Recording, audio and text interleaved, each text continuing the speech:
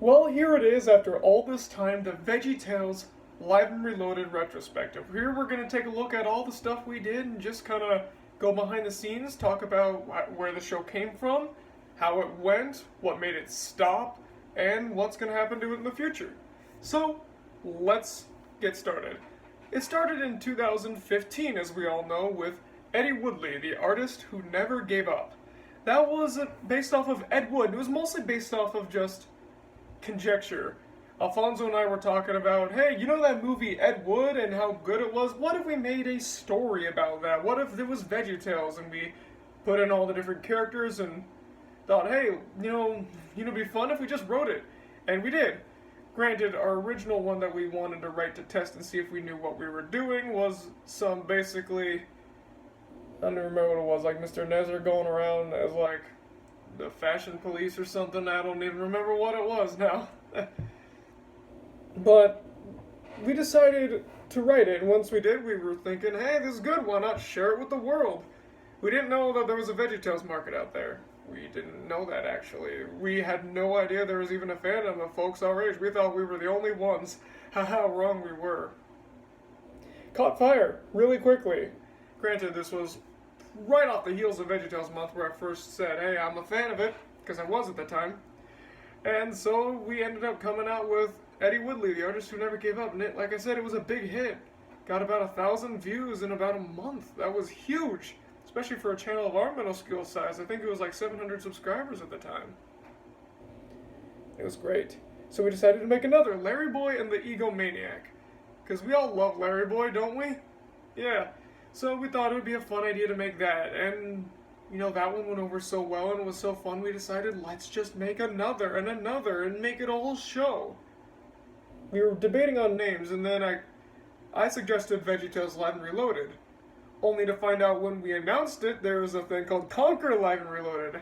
I had no idea, actually. I legitimately had no idea when we were coming up with that. A little bit of a weird coincidence, isn't it? But Two Tales of Two Cities was the first one we came with once VeggieTales Live and Reloaded actually had a name. This is when Isabella Cataldo was actually on board doing our cover art, and it looked amazing. Granted, she said that she's changed her style now, and her new stuff's also very good. I recommend you check her out wherever she's posting stuff. But we very much appreciated that. And then we did Spork and the Stone, which I felt, once again, we weren't quite ready to do something that big yet. But then we decided to do others and branch out even further. And when it got around the Blessed Gift, which is now going to be null and void now that apparently they're doing their own manger scene or whatever. I haven't watched the trailer, nor am I gonna, but that's for later in this video. We decided to really push the boundaries of what we could do, pushing more stories or more serious lessons. And once we got to Job, we definitely felt that. That was definitely one of our darkest, must be said. And that just kept going and going even further, up until the very end. So, when I was starting to get involved in my community theater, work kind of got in the way, obviously. Being in Avenue Q, Willy Wonka, whatever it is that I was doing there. So it started coming out a bit less frequently, but we still had all our ideas. Half of the episodes we came up with were just ones that we came up with starting at Two Tales. Not kidding. A lot of those, like, for example, Job or Chuck and the Fantastic Factory, Gone and Back Again, those were all ones that we came up with from the very beginning and wanted to do. And it was a monthly basis, remember? It used to be one a month, it was a VeggieTales Live Reloaded. But then when the theater came around, it was about one every 2 months, and that was fine for a while.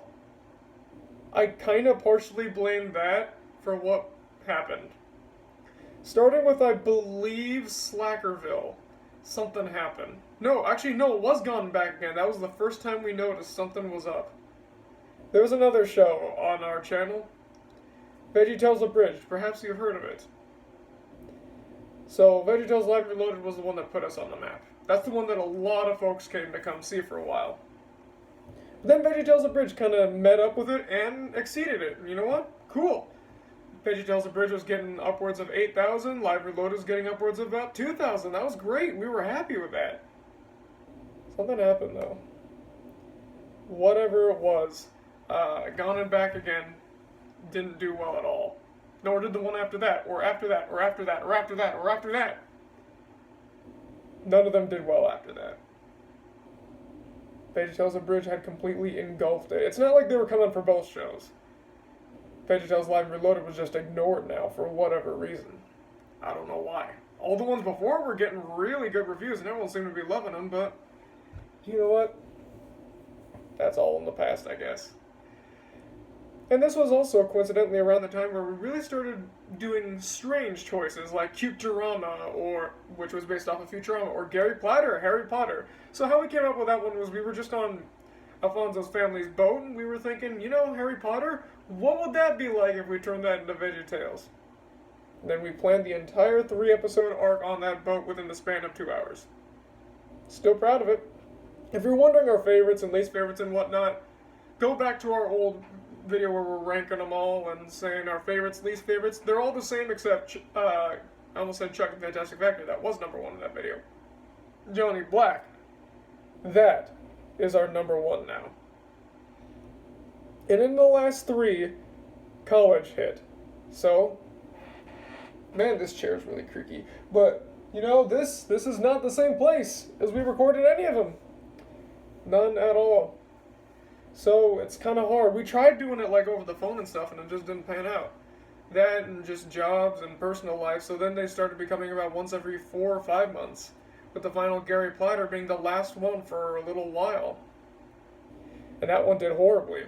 Still didn't do well. The first one did really well. Second one did decent-ish, not great, but I forgot. Gary Platter was like the one exception.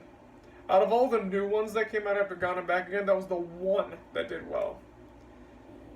For whatever reason, the finale just didn't hit. People didn't watch it. You know what? That's fine, though. Still, what we were doing during that experimental period was we were, again, trying to push the boundaries a bit more. And that all culminated into the final episode. The final episode was Johnny Black, where we actually dealt with some mature themes like growing up, change, and yes, mortality.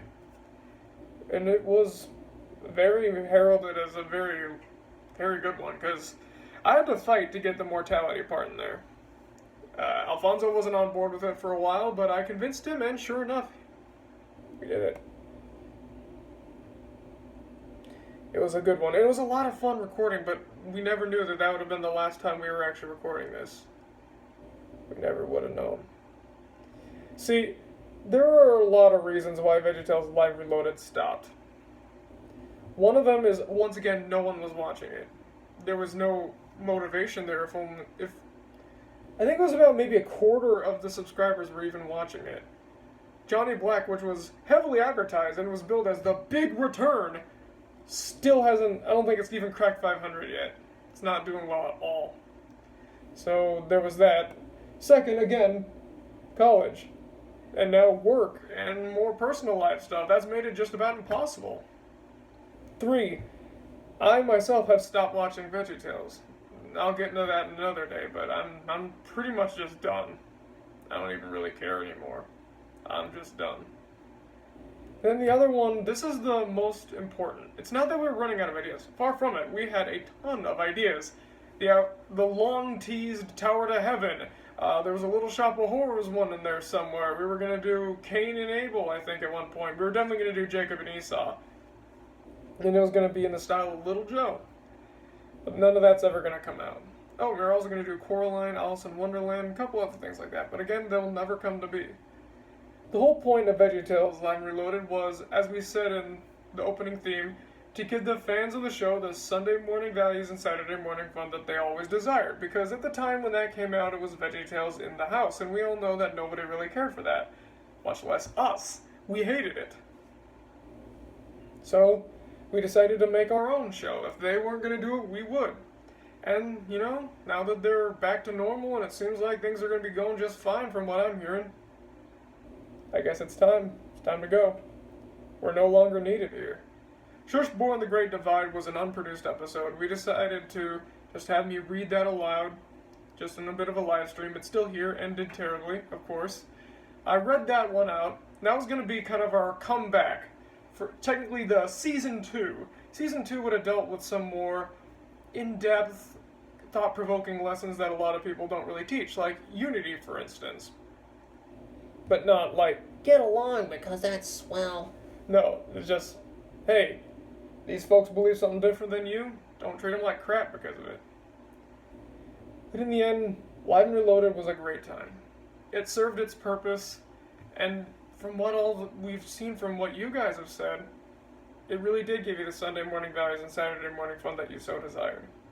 We worked really hard on each of these episodes, and it's just been a wonderful ride doing it. Seeing all these positive reactions and the attachment to the show that was there for quite a while. You know, it was also fun for us in the fact that we really looked up to Phil Vischer and Mike Naraki. So when we were recording and writing this, we actually kind of felt like them. You know, it was a great 4 years, and I wouldn't have traded it for anything.